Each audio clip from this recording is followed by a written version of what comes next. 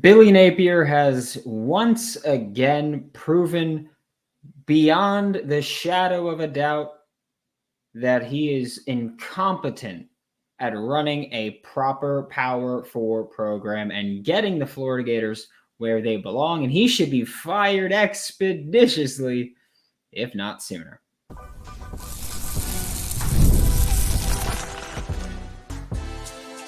You are Locked On Gators, your daily podcast on the Florida Gators, part of the Locked On Podcast Network, your team every day.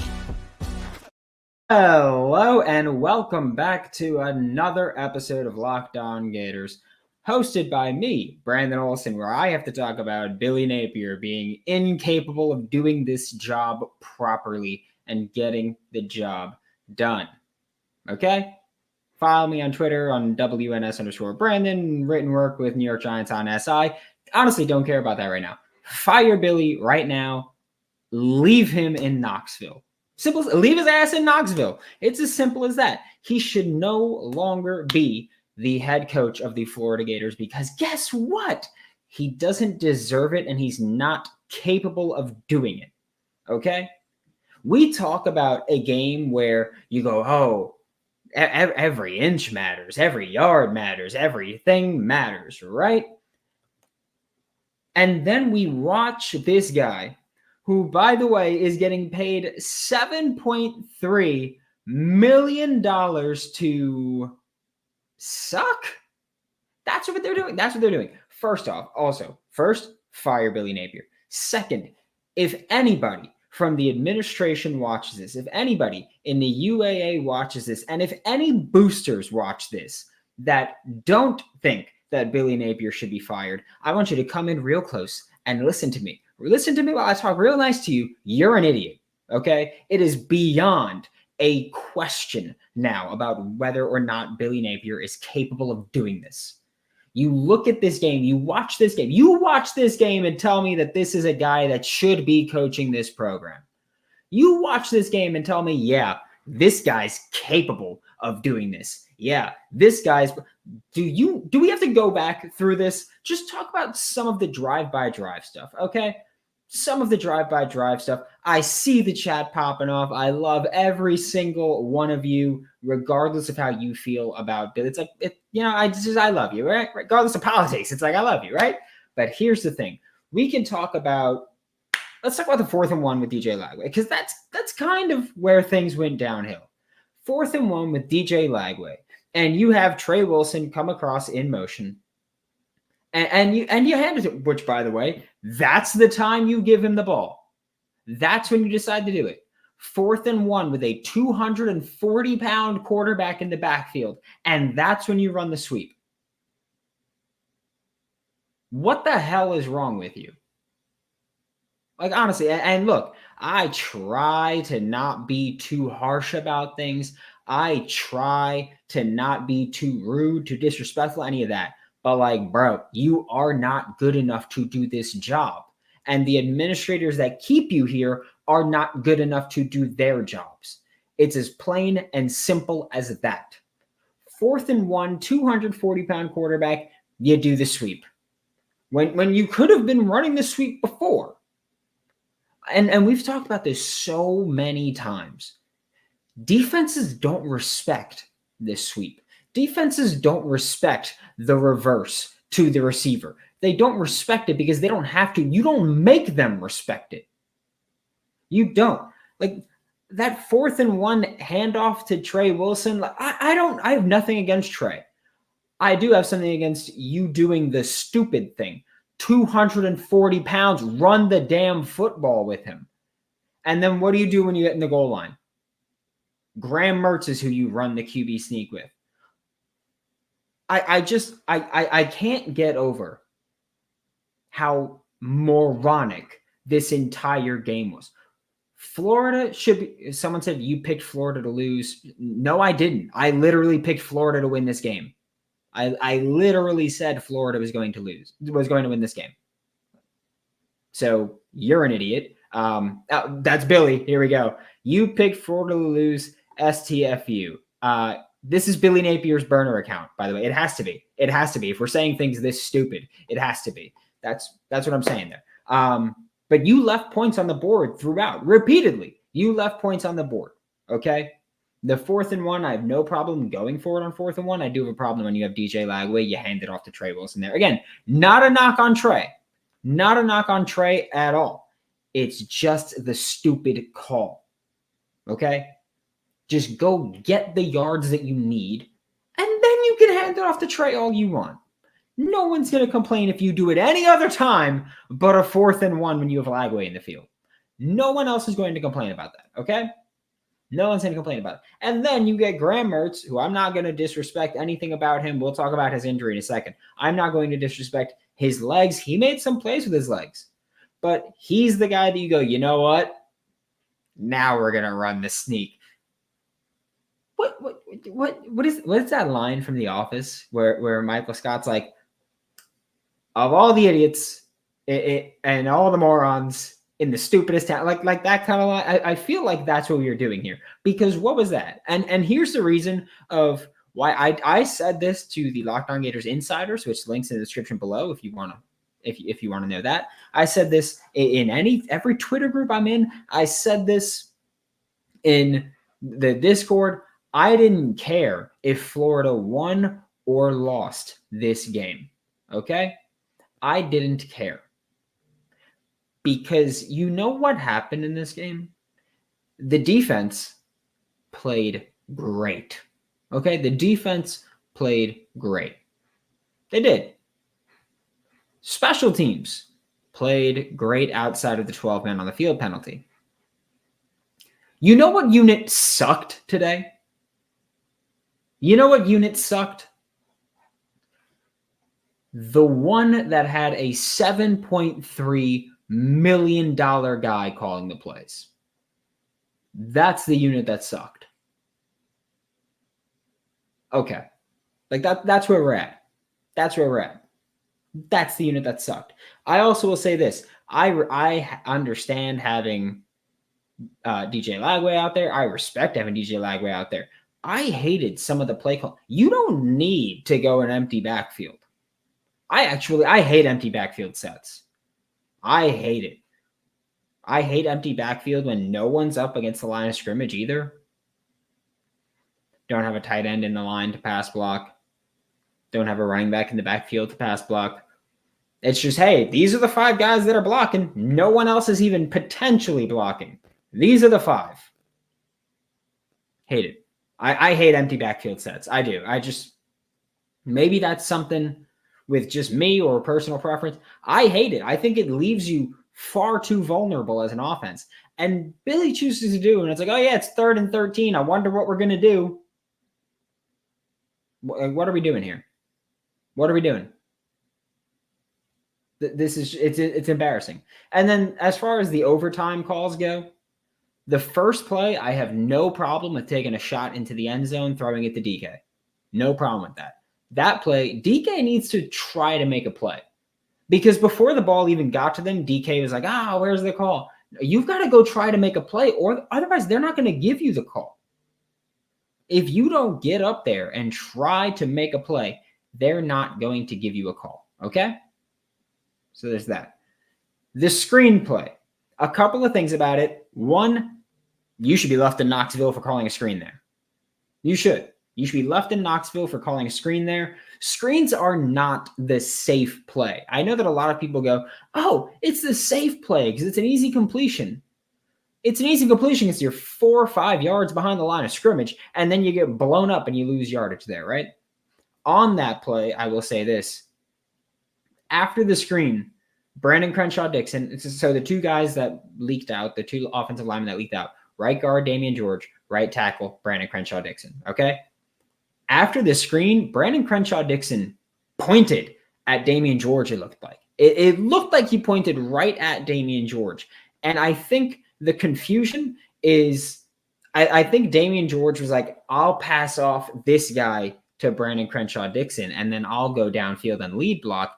And I think Brandon Crenshaw-Dixon thought, Damian George has that guy, so I'm going to go downfield and lead block. And then by the time Damian George passed him off, Brandon Crenshaw-Dixon was already past him. He's not going to be able to turn around and block him. And so then the play got blown up there. I'm not faulting Damian George.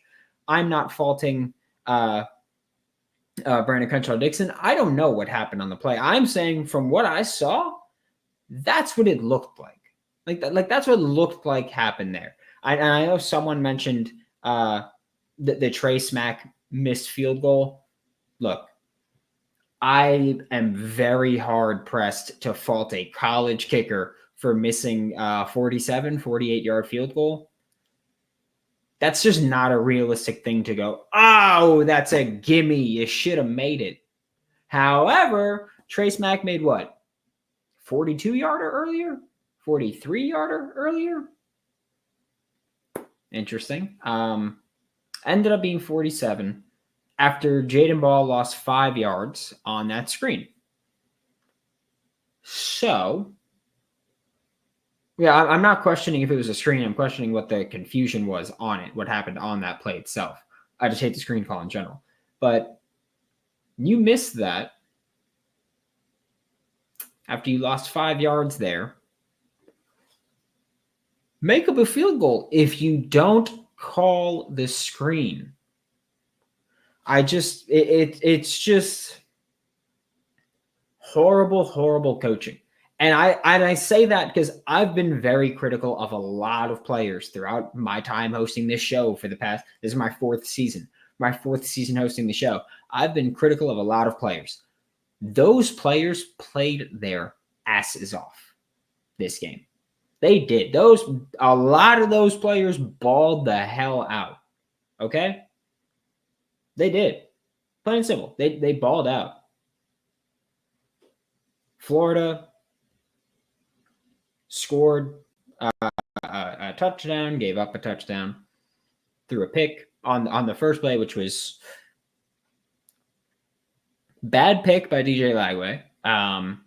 But I think that play is also what we talk about when we go, oh, he's a freshman. He's a true freshman. He's going to make mistakes. Like I have a hard time faulting a true freshman that much, especially when he was being thrown in there because of injury or thrown in there as frequently as he was because of injury. Hard time to fault him. So hard time to fault him there. I saw Will said, where did the tight ends go when Lagway was in there? Tight ends were out there. I think Graham Mertz and DJ Lagway, we'll get to the commercial in a second. We have to eventually, but I think Graham Mertz and DJ Lagway are a perfect example of when we talk about quarterbacks have tendencies to throw to specific positions. You know, Russell Wilson doesn't throw to tight ends a lot. He throws wide, right? We've seen that a lot. Tom Brady threw to tight ends all the time. Regardless of who was out there, he threw to tight ends a lot.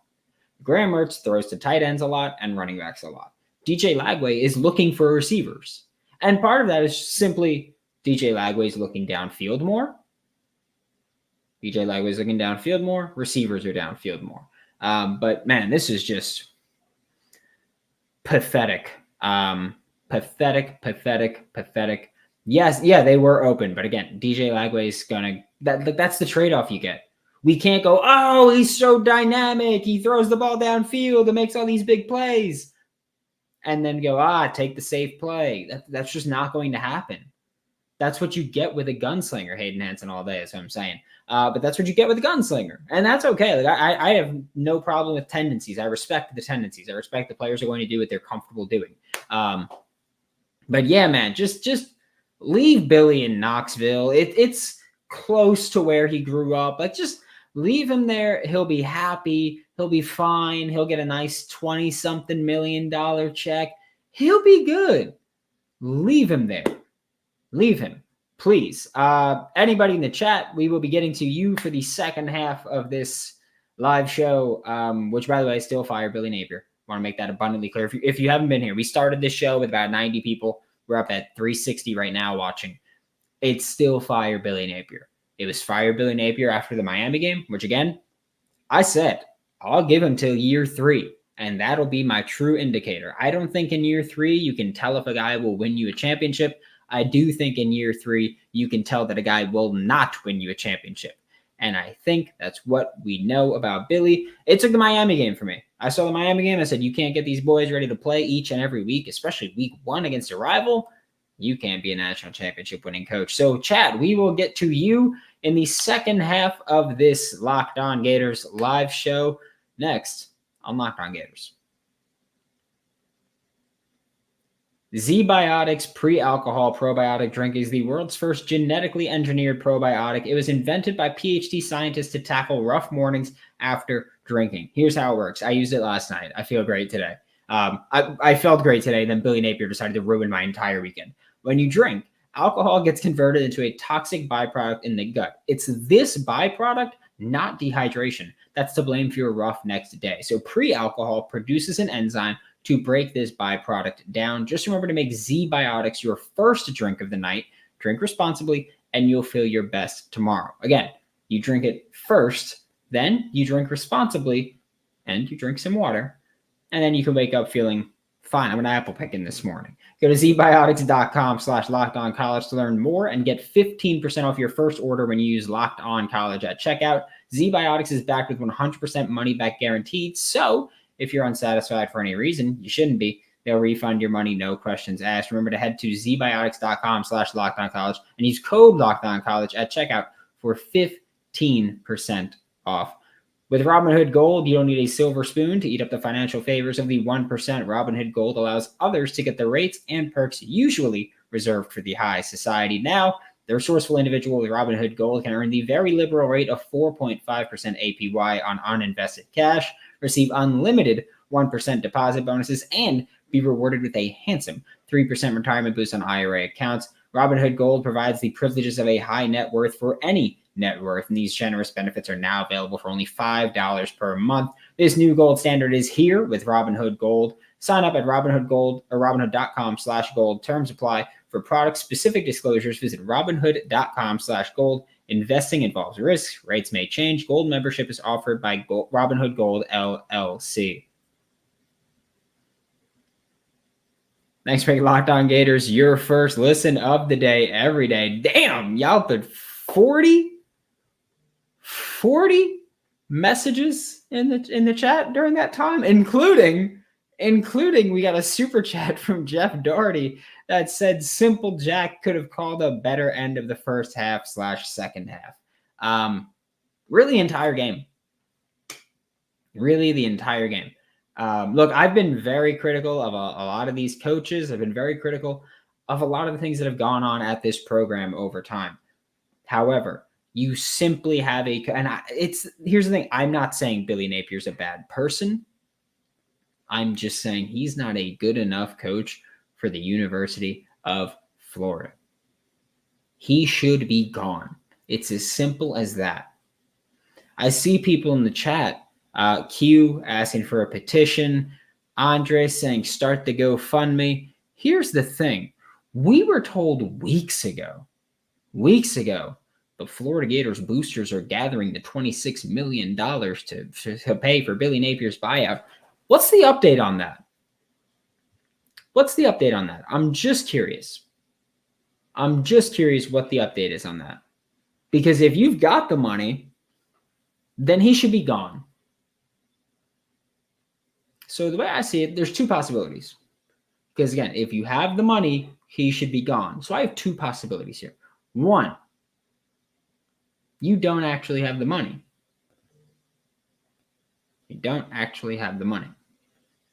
Which is concerning for other reasons like paying another coach, right? Two, how do I put this gently and kindly? The UAA and upper administration are spineless losers and cowards that will not make the tough decision, right? And I see people going, oh, Lane this, Lane that. I want Lane. I don't want Lane. I want this. I don't want that. Here's the thing. It doesn't matter who you want. You know what I want? Wins. I don't care who it is. Win me some damn football games. And you know who's not doing that? Billy Napier. He's just not. And here's the thing. There were a bunch of expectations and a bunch of thoughts and a bunch of, we could say promises about what this program would be this year. And we got none of it. None of it. I mean, one thing was, hey, they're hiring Ron Roberts, but Austin Armstrong's still going to call the defense. And what happened at the start of the season? Who was calling the defense at the start of the season when they gave up 41 points to Miami? Who was calling the defense at the start of the season when they gave up 300 rushing yards to Texas A&M? Who was out there calling the defense when they gave up 240 rushing yards to a Mississippi State offense that had been absolutely shut down by Toledo? Which, if you're new here, we don't disrespect Toledo here. That's where I went to school. There's a helmet behind me. There's a tattoo of the logo on my arm. We really respect Toledo here. But here's the thing. Toledo's not in the SEC for a reason, okay?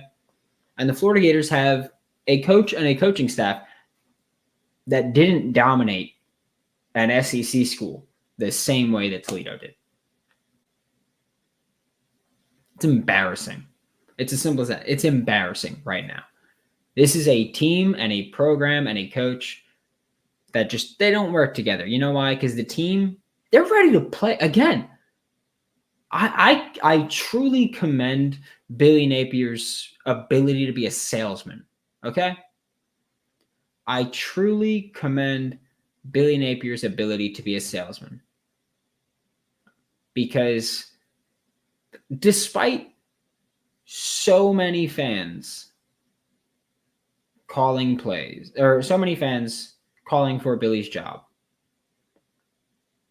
these players, and despite media just publicly calling for it, these players are still going out there and balling the hell out. I've got problems with the talent of players. I've got issues with things like that. But those players out there were balling out. Defense had a bunch of guys make big plays. Offense had a bunch of guys doing their job, doing the best of what they had.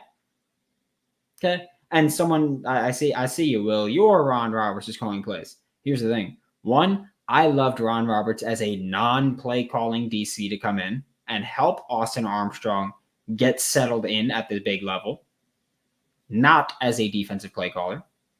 And two, it's plain and simple. The game has passed up Ron Roberts. His defense is the foundation for so many modern defenses that you see today. But the game evolved and he didn't. And that's a big issue with Ron Roberts right now. As the on-field part, as the off-field aspect, he sucks as a person and should be gone immediately. Okay? Simple as that. Really simple as that. And also, let's talk about just this team. Every loss fans call is brutal. Yes, this loss hurt. It's brutal. No, it's brutal. It's brutal. It is. I strongly disagree with not saying this loss isn't brutal. It's brutal. It's brutal for me, at least. First off, it's brutal to watch that football game, regardless of the outcome. But I thought this was a brutal game. Vanderbilt won again. I mean, just tomorrow or next week's pretty good test. Pretty good test as far as which team is better than who, especially with, I know transitive property is very loose in college football, but Vandy beat Kentucky tonight. Florida plays Kentucky next week. Let's see what happens there. Graham Mertz out for the season, it seems, which means a lot of Florida Gators fans that were calling for Graham Mertz to be the starting quarterback, or were calling for DJ Lagway the starting quarterback, going to get your wish. And here's the thing. I need someone else to call plays for DJ Lagway. I understand that he's going to be a bit behind the eight ball. I understand that he's going to have his own flaws and his own growing pains, and it's going to be that. I don't think that the plan for him when he came in the game was right? Also, can we talk about how wild it is that there is someone in my comments right now with a name of Autism Awareness for Life saying, good, no, great evening tonight. Gators go down. Only thing better is seeing Brandy here, little sister of Mary Kate and Ashley, trying to make football comments. Wonderful when it comes to Brent. It seems really weird to have that name and be a complete garbage human being. You embarrassing trash bag. It's as simple as that. Vanderbilt's a better team than Florida. Can you believe that's a thing? Appears to be the case, right? Maybe we can get Ryan Day. Maybe. Felt like DJ had 4 plays in his playbook.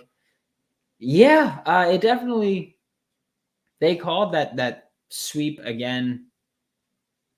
Didn't work that time either. I hate it, honestly. It's not a thing about. Peyton. I don't think so. I don't think that's what it is. But I will say that I hated some of the play calling there. I hate how they bring in Jacoby Jackson at just the most random times, and they never let him find a rhythm or a flow. It just sucks. I don't know. This team is going to be interesting because you're going to face a Kentucky defense, which, even though they lost to Vanderbilt, they're still a Kentucky defense. Like whether or not Kentucky is even a great team that year, their defense always comes up and shows out, right? They lost to Vanderbilt, but they lost 20-13. 20-13. All right. Someone said, what is this person talking about? $1,000 bet. I think he's confusing me with someone. I do not bet with internet people. Weirdo. But it's going to be tough because now you're going, hey, DJ Lagway, your first career start is against Kentucky. Or your first career Power 4 start is against Kentucky. And then your second career Power 4 start is against Georgia. And then your third career Power 4 start is against Texas at Texas. There's just no possible way that I look at this and I go, oh, this is going to be awesome. Billy Napier with the 2-point conversion at the end. Personally, we talked about it with the subtext group. He should have gone for it. He should have gone for 2 at that point. Your offense was horrible. So here's the way that I kind of viewed this working out. Let's say you kick the PAT, go into overtime. The way that your offense was performing, you were going to be settling for field goals. Tennessee is aggressive enough where they'll maybe settle for field goals, but they're going to eventually score a touchdown, right? Which Florida hadn't proven they could do. To me, and then guess what? Let's say you make it to multiple overtimes and it's just the 2-point conversion battle. You're probably not going to win that against Josh Heupel there, right? It just seemed to me like if the game went to overtime, you were probably going to lose the game. So when they came out to go for 2, I was like, okay, I'm cool with it. I'm here for it, right? I'm here for it. Sorry, this person is like just very weird in the comments. I'm just gonna let him tucker himself out. He's clearly not having a good day. But I'm there if you go for 2. If you go for 2 and you lose, at least you can say, hey, we put it all out there. Like we let it fly. We whatever phrase you want to use, we let it hang. We went all in, whatever you want to use. You could have done that. You could have gone for it at least, right? And I see someone says, does anyone trust Napier to make a good call on 2-point conversion? I don't trust him to make a good call on first down. I don't trust him to make a good call on second down. I don't trust him to make a good call on third down. What's the difference with the 2-point conversion there, right? On a 2-point conversion, at least I could say, hey, just straight up go run zone read and let's call it a day. Like let's just go for it. Right? Run some triple option, like zone read, the delayed triple option where it's DJ Lagway. If he keeps it, he's got a receiver out there that he can kind of throw like an RPO style play. Let him go that. Right? It's just one of those things where the better call was to go for 2. And I know that people went, oh, he tricked Josh Heupel into burning a timeout. So? Who gives a damn if he burned a timeout? The second you kicked that PAT, it was, hey, we're probably going to overtime here. Okay? We're probably going to overtime here. And it was as simple as that. Truly, it was as simple as that. It was, hey, if you kick this PAT, we are probably going into overtime. And again, my thought, if you go to overtime, you are not winning that game. You're not. The RPO got bust twice and it cost us. The RPO is not an individual play. There's varieties of it. And Billy Napier should be better at executing them and calling them and using them and just being better with them. That's another thing. Ben, you said scared money don't make money. Sure didn't last long. 2-point conversion, possibility. You choose to not go for it. Whatever happened to scared money don't make money? Because your money is petrified right now. Embarrassing. Just an embarrassing performance from a guy getting paid $7.3 million. And here's the thing. I know that Billy Napier spoke to some offensive coordinator candidates this offseason.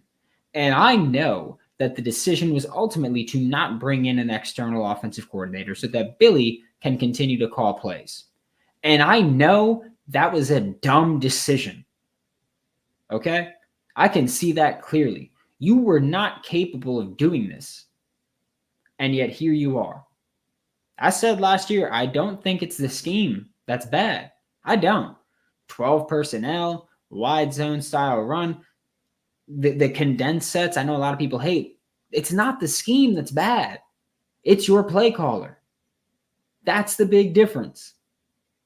It's embarrassing for the Florida Gators as an organization, as a program, as a university to have that calling your plays.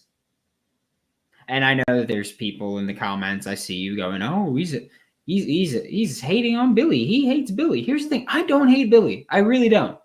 I don't hate Billy. From the very, very few times, the 2 or 3 interactions I've had with him, he seemed like a wonderful guy. He seemed nice. He's not good enough for this job, and that is my issue. I don't hate Billy. I hate Billy for Florida. And for all the people talking about Mullen in the comments, I want to make this clear. The bad decision was not firing Mullen, okay? It wasn't. The bad decision wasn't firing Mullen. Mullen needed to be fired because Mullen quit on this program. I've told this story in passing before. I'll tell the story again. I spoke to an assistant from the Mullen staff that was there during the bowl game with the Oklahoma loss. I spoke to an assistant from that staff, and they said, I put my house up for sale the day after that bowl loss because I knew we were cooked. I knew Dan was giving up. The bad decision was not firing Dan Mullen. The bad decision was hiring Billy Napier, and we know that now. This is a trial and error game, right? We know what he is. He's a good, that's what Walker, you said Billy's a good dude. He's just not purified. He's just not qualified to cure the rot. Exactly. Billy's a nice guy. I know there's some people who feel differently. I think Billy's a nice guy. Again, limited experience, but I'm going to go based off the limited experience that I have with him. I think he's a nice guy. He's just not good enough here. And the scared money don't make money thing, you are not allowed to say that or anything of the sorts when you didn't go for that 2-point conversion. You're simply not. Bad stuff. Bad stuff. Would Kiffin be good here? I think he'd be better, right? I think he'd be better. This is just, for the people saying Mullen should have been fired a year earlier, maybe? I don't think so. I disagree with that one. It's not the scheme. It's the personnel and the play calling. He's out of his league. I don't hate Billy. That's the thing. Like, if Billy were to get fired and go coach at, I don't know, like a lower ACC school or a group of 5 school again, I'd still wish him the absolute best. It's simply put, he is not good enough for the University of Florida. He is not the guy to get Florida back to the great spot where it should be, where it belongs to be. Okay? Simple as that. Will the UAA do something now? I don't know. They're spineless losers and cowards. That's it. That's all they are. Spineless. They should be embarrassed. They should be embarrassed that they make some of the decisions that lead this program in the direction that it's been going. They should be embarrassed, and honestly, they should be booed out of town every time. Every time you see them, just boo. That's it, because that's what they deserve. All right? That's it. What could he have called? I'm assuming you meant for the 2-point conversion with that bad offensive line. You can't trust that line, and that's his fault. You can't trust that line, sure, if you say that. I disagree on some things. I think that Tennessee's really aggressive defense made the offensive line look worse than it really is. I think for the most part, this offensive line has looked pretty good this year. I think they did look bad tonight. I think you really still need to make a change at right guard. Damian George just isn't good, in my opinion. I think he's one of the guys that just gets bullied too often. You look at the 3rd and 1 where they handed off to Jaden Ball and then they lost like 4 or 5 yards, whatever it was. Look at that play. And what happens? Damian George loses his rep immediately, and then a second defender hits him, blows up the whole play. I don't blame him for the gap getting overloaded. I do blame him for losing that rep initially. And I think that's fair. And then last week, he was the only offensive lineman that I was like, you know what? Didn't play well. I think Lee Hunter took his lunch money more than once on the opening drive. It's tough. Yeah, and as for what could you have called a quick pass, some kind of trick play, like you on 2-point conversions, you have everything you want to call that. You can do it. It's just tough there. The play calling for the receivers was completely shut down. Yeah. Also, there were some plays I just hated them. Them going, oh hey, it's 3rd and short, 4th and short. We're gonna run spacing. Oh hey, we're gonna just take a shot somewhere. It's tough. Again, well, I don't think the offensive line played horribly. I think they look like they played horribly because I think Tennessee's defense was really aggressive and it blew it up. Kids played their heart out tonight. That's the thing. Again, I think that, and this is what I tweeted. I'll pull up the exact quote of what I tweeted. I don't know how anybody can see how well players are playing tonight, but still losing and think, yeah, Billy's the guy. Because it just doesn't make sense to me. It just doesn't make sense to me. The players, I think, played well. I think they executed the plays that were called. I just think the coaching sucked. And it's as simple as that.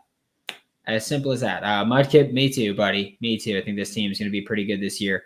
And yeah, will any call on the 2-point would have been better than taking the PAT. Does Billy have any real trick plays that would work there? We don't know. We don't know, and we won't know because he won't call them. So who's to say? Yep, Chucky, you still mad? Yeah, I'm still mad. I want to win. I want to win some damn football games, and my team's not doing it. But hey, is what it is. Florida Gators need to get better. It can only get better from here, right? After going on a 40-minute rant, we are going to wrap up this live show of Locked On Gators. Hopefully, we get some big news about a certain coach no longer being present. Hopefully, but for Locked On, again, also like there's almost 300 people in here right now at almost midnight. It is never going to get old on me that I have the privilege and the opportunity to cover the Florida Gators, like to cover this program. What did you say, Adam? What did you say? I'm sorry. I commend our defense. We beat ourselves with turnovers. Yeah, they did. Absolutely. You are absolutely right. Same screenplays are tedious. Our opponents already know. Yeah, that's the thing. It's just, I think they have 100 plays in the playbook, but they count it as like, if this receiver's in the slot, if this receiver's out wide, if he's on the left side kind of thing. And it's like, there's all different plays. It's embarrassing. Leave Billy in Tennessee. Again, thank you all for just giving me the opportunity to cover the program that I love so much. And I really hope someday we'll be talking about a good program. Someone said, hopefully your Monday podcast will be about Billy being gone. Hopefully, because if Billy's gone, there will be a Sunday podcast. If Billy's gone, we're going live, baby. All right. If he's gone, we're going live. I got big plans for whenever this happens. But yeah, thank you all. Adam, it's all love, man. Yeah, thank you all for allowing me to just, again, the platform and the opportunity to cover the program that I love so much. I don't think Billy's going to get fired this week. I'll say that. Again, I think they're spineless at the administration, the upper administration. But yeah, I love Florida Gators. I love being given the opportunity to cover this program and this team. And hopefully we get to greatness again soon. For Locked On Gators, I'm Brandon Olsen. Don't forget to follow me on Twitter at WNS_Brandon. Find all my written work with New York Giants on SI.com. I will see you all next time.